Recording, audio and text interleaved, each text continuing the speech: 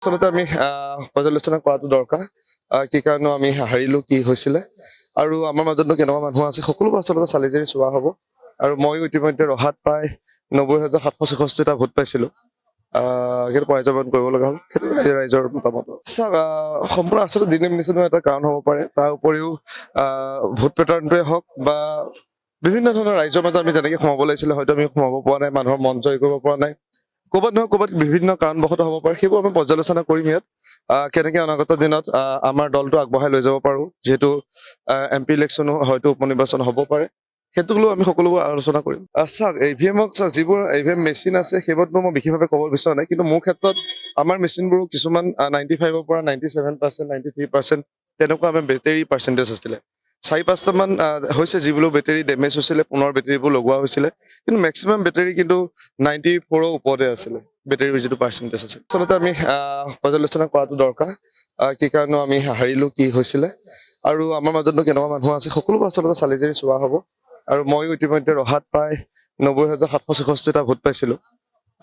সেইটো পৰ্যালোচনা কৰিব লগা হ'ল সেইটো ৰাইজৰ মতামত চাওক সম্পূৰ্ণ আচলতে দিনে নিচিনা এটা কাৰণ হ'ব পাৰে তাৰ উপৰিও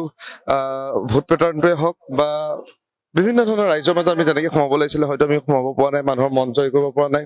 ক'ৰবাত নহয় ক'ৰবাত বিভিন্ন কাৰণবশতঃ হ'ব পাৰে সেইবোৰ আমি পৰ্যালোচনা কৰিম ইয়াত কেনেকৈ অনাগত দিনত আমাৰ দলটো আগবঢ়াই লৈ যাব পাৰোঁ যিহেতু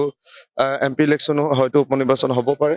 সেইটোক লৈ আমি সকলোবোৰ আলোচনা কৰিম চাওক EVM-ক চাওক যিবোৰ EVM মেচিন আছে সেইবোৰতো মই বিশেষভাৱে ক'ব বিচৰা নাই কিন্তু মোৰ ক্ষেত্ৰত আমাৰ মেচিনবোৰো কিছুমান 95ৰ পৰা 97%, 93% তেনেকুৱা আমাৰ বেটেৰী পাৰ্চেণ্টেজ আছিলে 4-5টামান হৈছে যিবোৰ বেটেৰী ডেমেজ হৈছিলে পুনৰ বেটেৰীবোৰ লগোৱা হৈছিলে কিন্তু মেক্সিমাম বেটেৰী কিন্তু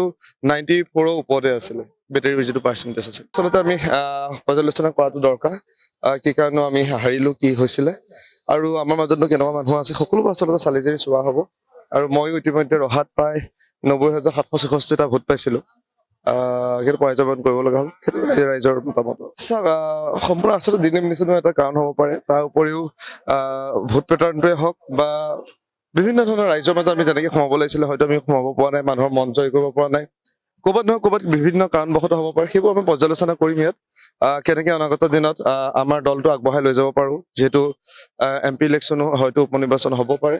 সেইটোক লৈ আমি সকলোবোৰ আলোচনা কৰিম চাওক EVM-ক চাওক যিবোৰ EVM মেচিন আছে সেইবোৰতো মই বিশেষভাৱে ক'ব বিচৰা নাই কিন্তু মোৰ ক্ষেত্ৰত আমাৰ মেচিনবোৰো কিছুমান 95ৰ পৰা 97%, 93% তেনেকুৱা আমাৰ বেটেৰী পাৰ্চেণ্টেজ আছিলে 4-5টামান হৈছে যিবোৰ বেটেৰী ডেমেজ হৈছিলে পুনৰ বেটেৰীবোৰ লগোৱা হৈছিলে কিন্তু মেক্সিমাম বেটেৰী কিন্তু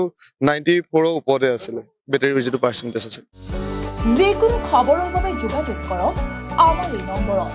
9181 307 221